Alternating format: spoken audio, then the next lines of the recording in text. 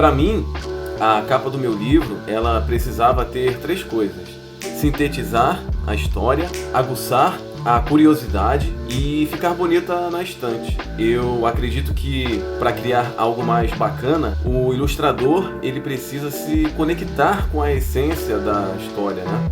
Caso contrário, dificilmente vai sair algo bom.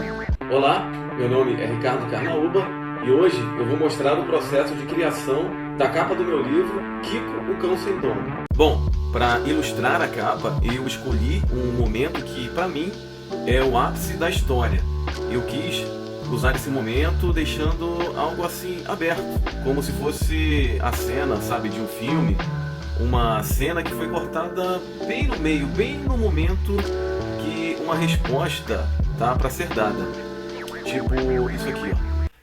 Um senhor idoso caminha pelas ruas vazias em uma noite fria e escura. Ao passar por uma lata de lixo, ele ouve um barulho e é surpreendido pelo encontro com um coração tão solitário quanto o seu. Ele então decide, e aí, um corte seco, deixando no ar o que vai acontecer, né? É esse momento que eu tentei transmitir com essa capa. As sobrancelhas do Venceslau estão franzidas justamente para mostrar um coração apertado, pensando em qual rumo ele vai tomar. As pernas para um lado e a cabeça para o outro são para transmitir essa sensação de luta interna. Ele vai até o cachorrinho ou ele simplesmente ignora e segue o seu caminho? Eu imagino toda essa cena como se eu fosse um diretor de cinema. E então eu formo ali mentalmente uma fotografia daquele momento. E agora que eu já tenho essa fotografia na minha cabeça, o desafio é transferir isso para uma ilustração, sem perder a essência daquela ideia. E isso é um grande desafio, porque no processo de ilustrar, você tem que colocar camadas e mais camadas em cima, né, dessa ideia. É o desenho, a composição, as cores, luz e sombra, efeitos, etc, etc. E nesse caminho todo, é muito fácil perder a essência da ideia original. Não é que não se pode mudar durante o processo, pode sim.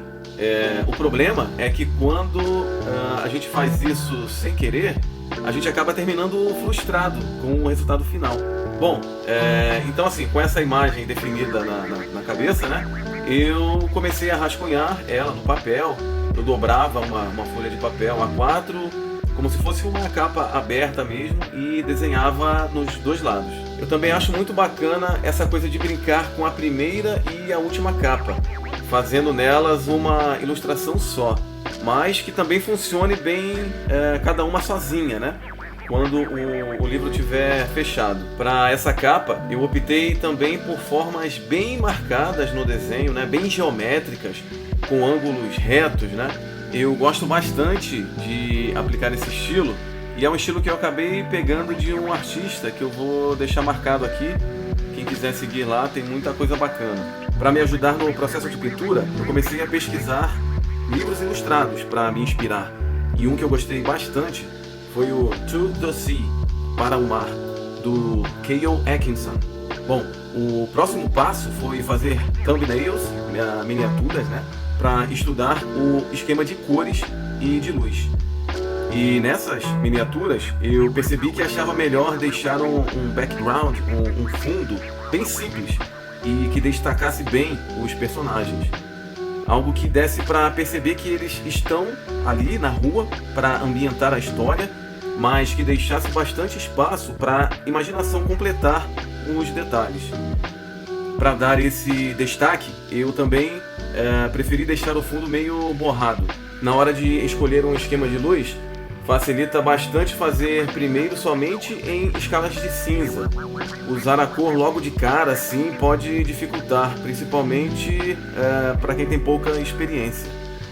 Eu imaginei a luz vindo de uma direção que deixasse o rosto dos personagens um pouco na sombra e criasse um certo mistério, só um pouquinho. Uma vez definindo de onde vem a luz, qual a direção dela, automaticamente essa luz ela vai bater em algumas partes e não vai bater em outras, né?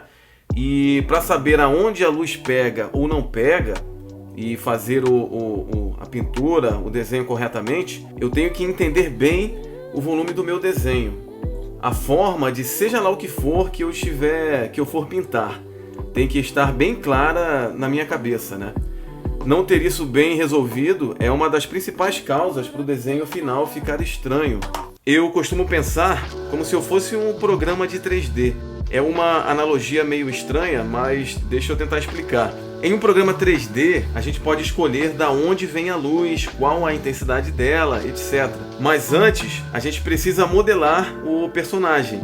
Definir se ele é arredondado ou se ele é um quadrado, como se fosse um boneco do Minecraft. E por aí vai. Depois que isso estiver pronto e a gente escolher da onde vem a luz, o programa vai calcular, né, para cada pedacinho daquele desenho, daquele personagem, o quanto de luz vai bater naquele pedaço lá. Eu também preciso entender bem as formas do que eu estou desenhando para saber o quanto de luz vai ter em cada parte do meu desenho.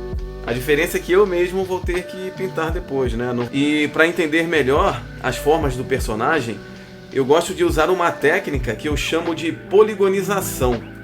Eu desenho essa rede, essa tela, em volta do personagem para as formas ficarem bem claras na minha cabeça. E o legal é que na arte 2D, a gente não precisa ficar preso a isso. Desde que não prejudique demais o entendimento da forma, no 2D a gente pode forçar a barra para o desenho ficar mais atraente, mesmo que para isso seja preciso sacrificar um pouco de uma luz mais correta, de uma luz mais real. Desde que isso seja usado com propósito, isso é algo positivo na arte 2D. A gente pode deixar para a fotografia e para o 3D esses 100% de precisão na luz. Aqui no 2D, a criatividade e o design precisam ir além desses limites. Agora, para isso funcionar, a gente precisa ter um bom entendimento de como a iluminação correta funciona. Senão, o resultado final vai acabar ficando estranho, né? E não vai fazer muito sentido. No começo do processo, eu gosto de trabalhar as formas de luz e de sombra no nível mais abstrato, como se fossem dois desenhos separados, e eu busco dar formatos bem interessantes para essas duas peças. E para isso, nesse momento eu prefiro trabalhar em preto e branco, desse jeito aqui. E para você ver o desenho em tons de cinza, mesmo trabalhando com cores, é só criar uma camada por cima de todas as outras e pintar ela com qualquer tom totalmente cinza, ou até um preto também, e colocar essa camada no modo cor. Assim, a gente vê tudo o que está embaixo em escalas de cinza. Depois de tudo isso definido, começa então o trabalho com as cores. É quando eu uso diversos modos de camada para pintar as áreas de luz e de sombra. Luz direta, luz do ambiente, luz rebatida, oclusão, reflexos. Essas coisas que costumam dar um nó na cabeça, né, quando a gente está começando. Mas acaba sendo uma extensão daquele processo da definição de luz e sombra. Mas isso é um assunto que precisa de um vídeo dedicado só para isso, ou até de vários vídeos, né? A chuva aqui na minha cena noturna, ela caiu como uma luva para mim, porque ela me permitiu criar vários efeitos de luminosidade, o que eu adoro fazer. Lá no meu IGTV tem um tutorial completo explicando como eu faço para criar esses efeitos de chuva. Essa daqui é a primeira versão da capa e aqui a segunda versão, porque meu estilo foi mudando de lá para cá. E são mudanças bem sutis, mas que, por incrível que pareça, dão um bom trabalho para fazer. Eu fiz tudo isso num iPad Pro 2018 de 11 polegadas. E por conta disso, uma das dificuldades que eu tive foi ter poucas camadas para trabalhar. Poucas camadas disponíveis, né? No tamanho de imagem que eu trabalhei para fazer essa capa, eu só podia usar 4 ou no máximo 5 camadas, usando o Procreate. Mas eu consegui contornar esse problema fazendo as ilustrações em arquivos separados e juntando tudo no final. O Venceslau em um arquivo, o cachorrinho Kiko em outro, E outra coisa importante que a gente também tem que levar em conta é o espaço que precisa deixar para o nome do autor, para o título e para uma breve sinopse no verso.